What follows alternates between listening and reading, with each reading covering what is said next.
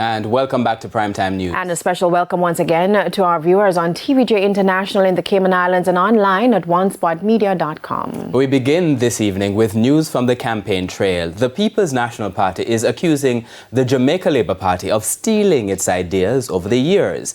And it says they were forced to adjust how they roll out their manifesto this year to avoid the JLP copying them. Now, the party outlined its plans to improve conditions in the country at a manifesto launch on Tuesday, and as you'll hear in this report from Dwayne Anderson, the PNP says only half of their plans were included in this document.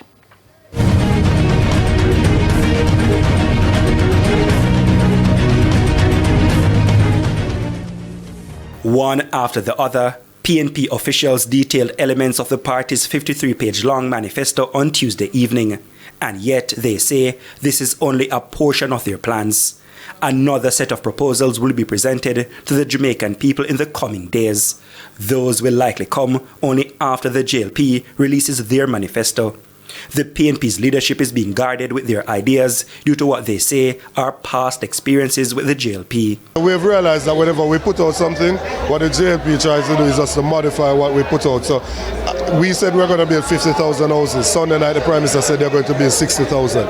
Even though within the last administration, he has only built 20-something thousand. So we understand that they're going to do that. The second portion is that we looked at the big ideas. Knowing the penchant of the JLP to steal them, we decided that they always be playing the cat and mouse, where we go and then they come and say something else. So we had a second component, which I think will excite a lot of people. The manifesto, launched under an 11-point plan, was titled Mission Jamaica Love. This abbreviation, Jamaica Love, focuses on several sectors such as housing, land reform, education, culture, and anti-corruption. We must restore and will restore the office of the political ombudsman as an independent watchdog.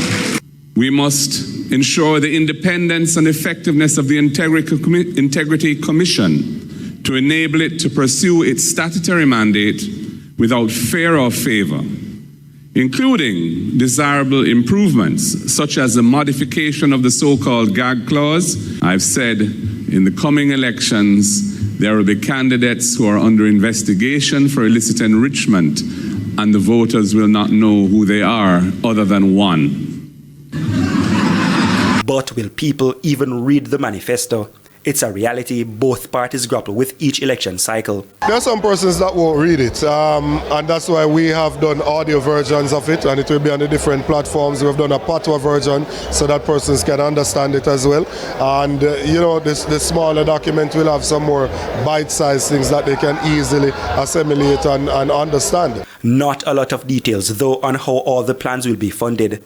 But in terms of its plans to build more houses for youth, for example, the PNP said should it form the next government, NHT funds will no longer be used to service the national budget and will only be used to build houses. The manifesto was drafted by a committee of the party, but the PNP says stakeholders were consulted. We think it's practical because most of it came from the stakeholder consultation. They told us some of the things that they wanted done, and those are the things that we have put forward. And so we think there are practical solutions for complex problems that the society is faced with. Dwayne Anderson, TVJ News.